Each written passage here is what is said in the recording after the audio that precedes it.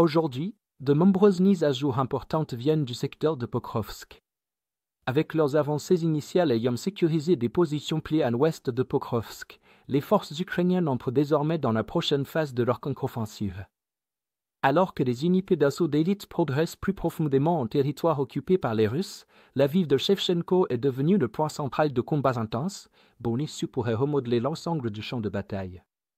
À la suite de la rencontre entre Trump et Poutine, la Russie a accepté un cessez-le-feu aérien, mettant fin aux frappes sur les infrastructures énergétiques et les actifs militaires.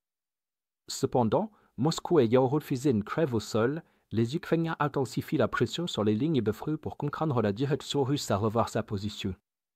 L'objectif principal des Ukrainiens dans cette zone est d'éliminer complètement la pince russe sur le flanc ouest de Pokrovsk. Après l'échec de l'encerclement de Pokrovsk, les Russes ont épuisé leurs capacités offensives et des mois de combat ont laissé leurs troupes exténuées, incapables de maintenir la pression. Les Ukrainiens entendent exploiter cette faiblesse pour repousser les forces russes de Pokrovsk, leur permettant ainsi de se réorganiser en vue d'un nouvel effort offensif contre la ville. Pour chasser les forces russes de cette zone, les Ukrainiens ont lancé la deuxième phase de leur contre-offensive. La première phase leur avait permis de reprendre le contrôle des localités de première ligne, telles que Khotyn, Tisham et Uspenivka, ainsi que de rétablir des positions défensives clés sur des hauteurs stratégiques, neutralisant ainsi la menace immédiate posée par la pince occidentale russe.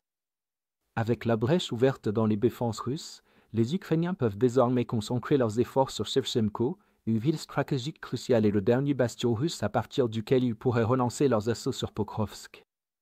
Si l'on observe la carte topographique, on constate que Shevchenko constitue également le dernier point d'appui russe sur le plateau surélevé autour de Pokrovsk. La sécurisation de Shevchenko offrirait aux Ukrainiens un contrôle total de cette zone, transformant Pokrovsk comme une véritable forteresse perchée en hauteur. De plus, en occupant ces hauteurs, les Ukrainiens prendraient le contrôle des lignes de communication terrestre russes dans la plaine, coupant ainsi l'approvisionnement du groupe d'attaque occidental russe. Ce serait un coup fatal aux efforts russes dans ce secteur, permettant une avancée rapide des Ukrainiens pour reprendre le terrain. Les Russes en ont parfaitement conscience, ce qui explique pourquoi ils engagent toutes leurs forces et ressources disponibles pour défendre Shevchenko face aux contre-attaques ukrainiennes.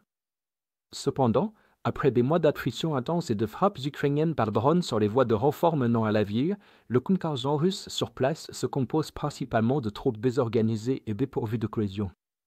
Face à eux, on retrouve la 155e brigade de Kiev et le redoutable 425e régiment d'Assoskala. Ce choix tactique délibéré, initialement formé et équipé en France, la brigade de Kiev avait connu des difficultés lors de son premier engagement sur la ligne de front en raison d'un déploiement mal géré. Cependant, après avoir été redéployée, correctement préparée et avoir acquis une expérience de combat significative en défendant un autre secteur, la brigade était désormais prête pour la bataille de Shevchenko. Pour maximiser son efficacité, le commandement ukrainien l'a associé au redoutable régiment d'Assoskala dans des opérations conjointes. Grâce à cette meilleure gestion et à la coordination avec une unité aguerrie, la brigade évolue en une force de combat hautement létale et efficace, à la hauteur de son nom. Cela a permis aux Ukrainiens d'avancer dans la partie sud-ouest de la ville, où ils ont efficacement bloqué l'acheminement de renforts russes par la route.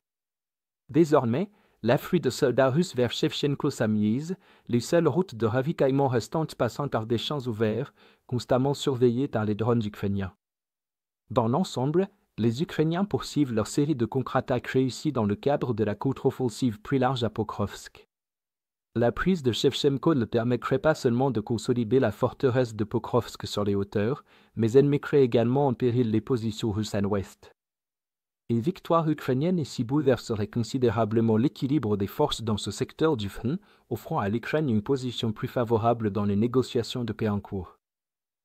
Si vous êtes contre l'invasion de l'Ukraine et que vous souhaitez soutenir le travail que je fais, pensez à vous abonner à notre site d'actualité indépendant. Vous y trouverez nos analyses stratégiques exclusives, des aperçus complets de tous les fronts et des vidéos d'analyse tactique régulières. En vous abonnant, vous montrerez non seulement votre soutien à cette chaîne, mais vous aiderez également à défendre le journalisme indépendant.